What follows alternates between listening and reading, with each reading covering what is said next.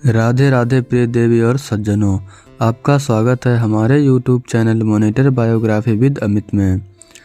दोस्तों, आज के 70-80% युवा गलत दिशा में जा रहे हैं और कुछ अच्छा करने या कुछ निर्माण करने की दिशा से भटकते जा रहे हैं। और अगर इन युवाओं और युवतियों को गलत दिशा में जाने से नहीं रोका गया तो यह प्रतिशत लगातार ही बढ़ने वाला है, क्योंकि आजकल हर एक लड़का और लड़की के पास स्मार्टफोन है जिसका वह गलत उपयोग करके गलत दिशा में जा रहे हैं। और चूंकि इन सभी युवा युवतियों पर ही राज्य और देश का सामाजिक और आर्थिक सांस्कृतिक स्थिति भी निर्भर करती है, इसलिए इन युवाओं को ऐसे गलत और विध्वंस दिशाओं में जाने से रोकना बहुत ज़रूरी है, जिससे उन्हें देश को हानि ना हो। तो इसके लिए कोई एक युग में कोई महामानव, कोई महाराज, भगवान या कोई बुद्ध, महावीर, ऋषि मुनि या कोई बाबा जी ने हमेशा अवतार लेकर गलत दिशा में जाने वाले मनुष्यों को उस रास्ते से हटाकर सही दिशा में अग्रसर करने का काम किया है। तो कलयुग के कैसे ही महाराज हैं जो बच्चों से लेकर युवतियों, बूढ़े और सभी लोगों को जो गलत रास्ते पर जा रहे होते हैं, जो गलत काम कर रहे होते हैं, उन्हें अपने प्रवचन, कथा और मोटिवेशनल बातों से सही रास्ता दिखाने का काम करते हैं। इतना ही नहीं, सही रास्ता दिखाने के साथ साथ वे उचित गरीब, असहाय और वृद्ध माता की भी अपनी तरफ से हर संभव जो हो सकता है वो मदद भी करते हैं। तो आज की वीडियो में श्री अनिरुद्धाचार्य जी महाराज के जन्म को लेकर एक विख्यात कथावाचक, आध्यात्मिक गुरु और समाज सेवक बनने की यात्रा शुरू से लेकर अंत तक विस्तार से जानेंगे। तो आइए शुरू करते हैं। श्री अनिरुद्धाचार्य जी महाराज का जन्म 27 सितंबर 1989 को मध्य प्रदेश के दमोह जिले के रिनवजा नामक गांव में एक साधारण ब्राह्मण परिवार में हुआ था। और जैसा कि हम सभी जानते हैं और देखते हैं कि सभी बच्चे अपने बचपन में बहुत ही नटखट, चंचल, शरारती और थोड़े बदमाश होते हैं, लेकिन गुरुजी वैसे बचपन में बिल्कुल भी नहीं थे। वे बचपन से ही काफ़ी शांत और सुशील थे और उनका बचपन में ही झुकाव भगवत्ता की ओर हो गया था, क्योंकि उनके पिताजी एक पुजारी थे। उनका भगवान के प्रति काफ़ी आस्था थी और हमेशा भगवान का चिंतन मनन करने के साथ साथ पूजा पाठ किया करते थे। क्योंकि उनका जन्म एक गरीब परिवार में हुआ था, इसलिए उनकी प्रारंभिक शिक्षा लगभग 5वीं कक्षा तक उन्होंने अपने गांव के ही सरकारी विद्यालय में की। उनकी बचपन में भागवत की ओर इतनी झुकाव हो गया था कि वे हमेशा मंदिर के गांव में जाया करते थे और उस पुजारी के पास जाकर बैठा करते थे।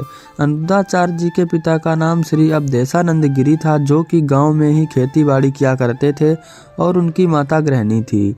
महाराज की बचपन में कभी कभी गाय को चराने के लिए खेत भी जाते थे और इस दौरान वह अपने साथ कुछ धार्मिक किताबें भी लेकर जाते थे, जिसे वह गाय चराते समय पढ़ते थे।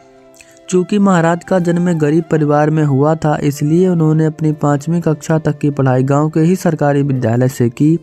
इसके बाद उनके माता पिता के पास इतने पैसे नहीं थे कि वह किसी अच्छे प्राइवेट स्कूल में उनका एडमिशन करवाकर उनकी पढ़ाई करवाएं, और महाराज जी का भी पढ़ाई लिखाई में कोई खास दिलचस्पी नहीं थी, क्योंकि उनका झुकाव भगवत्ता की ओर बचपन में ही काफ़ी ज़्यादा हो गया था।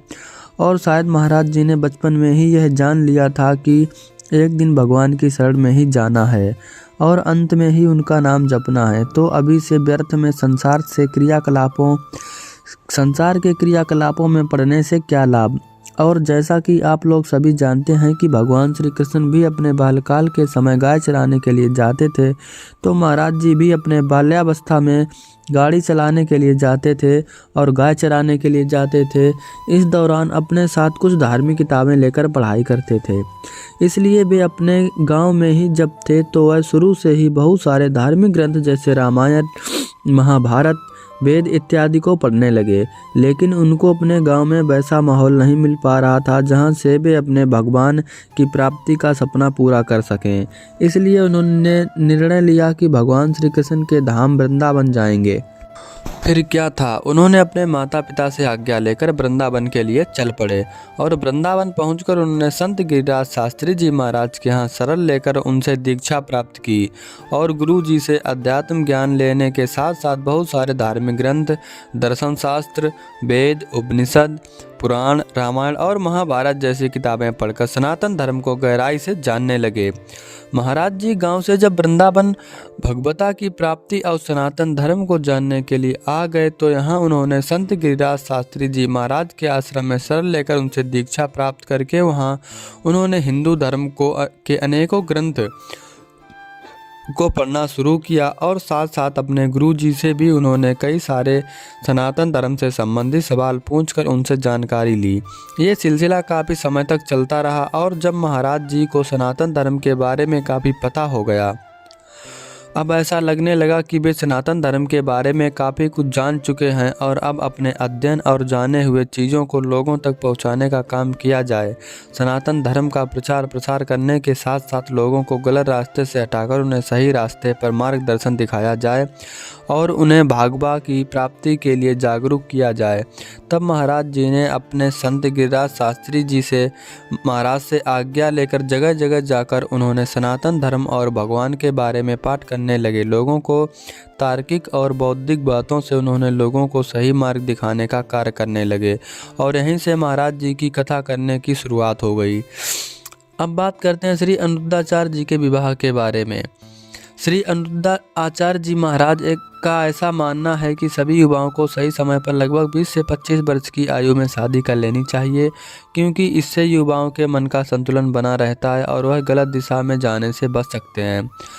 चूँकि महाराज जी लोगों को यह बातें कहते हैं कि उन्हें खुद भी यह बातें करनी चाहिए, इसलिए महाराज जी ने भी सही समय पर शादी कर ली थी। उनकी पत्नी को उनके अनुयायी गुरु माँ के नाम से जानते हैं और महाराज जी के एक बेटा और बेटी भी है। साथ ही महाराज जी अपने भक्तों को यह भी बताते हैं कि शादी करने के बदले में अपने ससुराल वालों से कभी भी दहेज नहीं लेना चाहिए, क्योंकि जो दहेज लेते हैं वह भिखारी होते हैं।